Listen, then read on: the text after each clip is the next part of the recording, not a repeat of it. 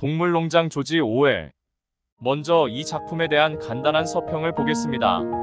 조지 오웰은 동물농장에서 구소련의 역사를 재현하며 스탈린 독재 체제를 강도 높게 비판한다.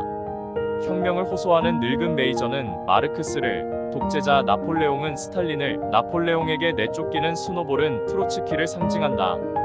혁명이 성공한 후에 어떻게 변질되고 권력을 가진 지도자들이 어떻게 국민을 속이고 핍박하는지를 면밀히 그린 이 우화는 특정한 시대를 넘어 독재 일반에 대한 우의적 풍자를 담고 있다. 동물농장은 공산주의 사회를 풍자한 소설이 맞습니다. 하지만 저는 공산주의가 기독교 사회에 많이 닮아있다는 인상을 받았습니다. 작품의 내용을 살펴보며 저의 생각을 말씀드려 보겠습니다. 부분적으로 편집이 된 내용이다 보니 연결이 매끄럽지 않은 점 양해 부탁드리겠습니다. 그럼 작품 속으로 들어가 보겠습니다. 존즈 씨의 침실 불빛이 꺼지기 무섭게. 농장의 모든 축사에서는 일제히 부시럭거리는 소리, 날개 퍼덕이는 소리들이 나기 시작했다. 지난날 무슨 상인가를 탄 적이 있는 늙은 수태지 메이저가 전날 밤 이상한 꿈을 하나 꾸었는데 그가 그 꿈을 농장의 다른 모든 동물 동지들에게 알리고 싶어 한다는 소문이 낮 동안 쫙 퍼졌고, 그래서 존스 씨가 완전히 잠드는 밤 시간을 가다렸다가 동물 전원이 농장 큰 헛간에 모이기로 되어 있었다.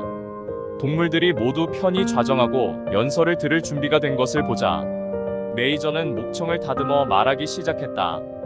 동무들, 여러분은 내가 지난밤에 꾼 이상한 꿈 소문을 들었을 겁니다. 자, 동물들의 삶이 어떤 겁니까? 우리 똑바로 봅시다. 우리의 삶은 비참하고 고달프고 그리고 짧소. 우리는 태어나 몸뚱이에 숨 떨어지지 않을 정도의 먹이만을 얻어먹고 숨 쉴 수 있는 자들은 마지막 힘이 굳어있는 순간까지 일을 해야 하오. 그러다가 이제 아무 쓸모도 없다고 여겨지면 그날로 우리는 아주 참혹하게 도살당합니다. 존즈 씨가 특별히 아끼는 집까마귀 모지즈는 스파이에다 고자질쟁이였지만 동시에 영리한 얘기꾼이기도 했다. 그는 슈가캔디 마운틴이라는 신비한 하늘나라가 있다는 걸 자기는 안다. 동물들은 죽으면 모두 그 나라로 간다고 주장하고 다녔다. 그의 말인즉 그 슈가캔디 마운틴은 구름 너머 하늘 어디엔가 있는데 그 나라에서는 일주일 7날이 모두 일요일이고 1년 내내 클로버가 자라고 각설탕이며 아마씨 케이크가 산울타리에서 자란다는 것이었다. 떠들고만 다녔지 일은 하지 않는 모지즈를 동물들은 미워했지만 몇몇은 슈가캔디 마운틴이라는 나라의 존재를 믿었다. 스노볼이 돼지발굽의 두 관절 사이에 붓을 끼고 정문 맨 꼭대기 빗장에 씌어진 메이너 농장이라는 글자를 지운 다음 동물농장이라 고쳐 써넣었다. 이제부턴 그게 농장의 새 이름이었다. 동물들이 다시 농장 축사에 이르자 스노볼과 나폴레옹이 사다리를 가져오라 해서 헛간 한쪽 벽 끝에 세웠다. 그들은 지난 석 달 동안 돼지들이 열심히 공부한 끝에 동물주의 원리들을 7계명으로 줄일 수 있게 되었노라 설명했다. 그 7계명을 지금 헛간 벽에 써놓기로 한다. 그 계명들은 이 순간부터 동물농장의 모든 동물들이 준수해야 할 불가변의 법률이 된다고 말했다. 돼지가 사다리 위에서 몸을 가누기란 쉬운 일이 아니었으므로 스노볼은 약간의 고생 끝에 어렵사리 사다리를 타고 올라가 그 7계명을 쓰기 시작했고 스컬러가 사다리 몇 칸 밑에 서서 페인트통을 들어주었다. 계명은 타르치를 한식 검은 헛간벽에 흰 페인트 글씨로 큼직큼직 써놓아 30야드 밖에서도 읽을 수 있었다. 계명의 내용은 이러했다. 7계명 1. 무엇이건 두 발로 걷는 것은 적이다. 2. 무엇이건 네 발로 걷거나 날개를 가진 것은 친구이다. 3. 어떤 동물도 옷을 입어서는 안 된다. 4. 어떤 동물도 침대에서 자서는 안 된다. 5. 어떤 동물도 술을 마시면 안 된다. 6. 어떤 동물도 다른 동물을 죽여선 안 된다. 7. 모든 동물은 평등하다. 뭔가 공산주의와 그리스도교가 희한하게 닮아있다는 생각이 들지 않습니까? 모세가 시나이 산에서 내려와 이스라엘 백성에게 내린 하나님의 규율 10계명이 피지배층을 다스리기 위한 도구였듯이 김일성이나 스탈린, 모택동의 사회주의 강령 또한 10계명과 크게 다르지 않습니다. 김일성의 부모님은 독실한 크리스천이었고 주체 사상 또한 기독교 교리를 차용한 것이라는 주장도 있습니다. 공산주의 지배 계급처럼 기독교 지배 계급 또한 권위를 유지해야 합니다. 풍차 건설 문제를 둘러싸고 온 농장은 두 쪽으로 날카롭게 갈라졌다. 스노볼은 풍차를 세운다는 것이 어려운 일이라는 걸 부인하지 않았다. 돌을 캐와야 하고 담벽을 쌓아야 하고 풍차 날개도 만들어야 하고 그 다음에는 발전기며 전선도 있어야 할 것이었다. 이것들을 어떻게 구할 수 있는지에 대해선 스노볼은 아무 말도 하지 않았다. 그러나 그는 1년이면 그 모든 일이 가능하다고 주장했다. 그렇게 되면 노동은 엄청나게 절약되고 동물들은 일주일에 3일만 일하면 된다고 그는 말했다.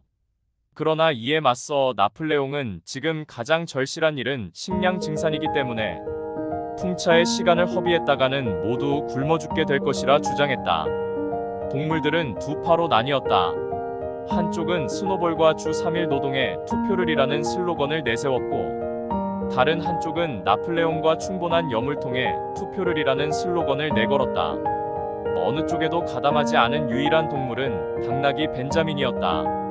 그는 식량이 풍부해질 것이라는 주장도 풍차가 노동을 줄일 것이라는 주장도 믿지 않았다. 풍차가 있건 없건 삶은 지금까지 그랬던 것처럼 나쁘게 굴러갈 것이라 그는 말했다. 기독교나 공산주의 모두 온갖 가머니설로 현실을 부정하는 것은 매한가지인 듯합니다. 농장의 돼지들이 갑자기 본체로 들어가 그곳을 자기네 거처로 삼은 것은 이 무렵의 일이었다. 다시 한번 동물들은 어떤 동물도 집안에 들어가 살아서는 안 된다는 결의가 초기에 통과됐던 것 같은 기억이었고 이번에도 스킬러가 나서서 그게 그렇지 않다고 동물들을 납득시켰다. 스킬러는 돼지들이야말로 농장의 머리 아닌가, 그러므로 그들에게는 조용히 일할 곳이 절대적으로 필요하다고 말했다. 그는 또 지도자가 품위 유지를 위해서는 돼지우리보다는 가옥에 거처하는 것이 훨씬 격에 맞다고 말했다. 하지만 돼지들이 인간처럼 본체 부엌에서 식사를 하고 응접실을 휴게실로 쓸 뿐 아니라 잠도 침대에서 잔다는 얘기가 들리자 몇몇 동물들은 심기가 산란했다. 복서는 여느 때처럼 나폴레옹은 언제나 옳다라는 말로 그냥 넘어가려 했지만 클로버는 침대 사용을 금지한 명확한 규칙이 있었다는 걸 자기는 기억한다고 생각하고 헛간으로 가서 벽에 씌어있는 7계명을 읽어보려 했다. 그러나 자기가 읽을 수 있는 건 알파벳 낱글자들 뿐이란 걸 알고 그녀는 염소 뮤리엘을 데리고 왔다. 뮤리엘, 저기 저 4번째 계명 좀 읽어줘. 침대에서 자면 안 된다고 씌어있는 거 아냐? 뮤리엘은 약간 어렵다는 듯 더듬거린 끝에 계명을 읽어 내려갔다. 어떤 동물도 시트를 깔고 침대에서 자면 안 된다라고 되어 있어. 이상도 하지. 그 제사계명에 시트가 언급되어 있다는 걸 클로버가 기억하지 못하다니. 그러나 벽에는 분명 그렇게 씌어 있었고 틀림없는 일이었다. 동물농장에 초대되어 방문한 이웃 농장 주인인 사람이 다음과 같은 말로 인사를 한다. 동물농장 주인 여러분, 당신들에게 다스려야 할 하급 동물들이 있다면 우리 인간들에겐 다스려야 할 하층 계급들이 있습니다. 공산주의와 기독교는 자유를 통제하고 속박한다는 공통점이 있습니다.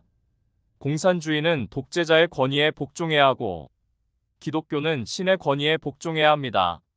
7계명만 보더라도 작품 동물농장에는 공산주의 사회에 대한 비판뿐만이 아니라 기독교 사회에 대한 회의적인 태도 또한 묻어 있을 거라 봅니다. 그럼 다음 고전 여행에서 인사드리겠습니다. 감사합니다.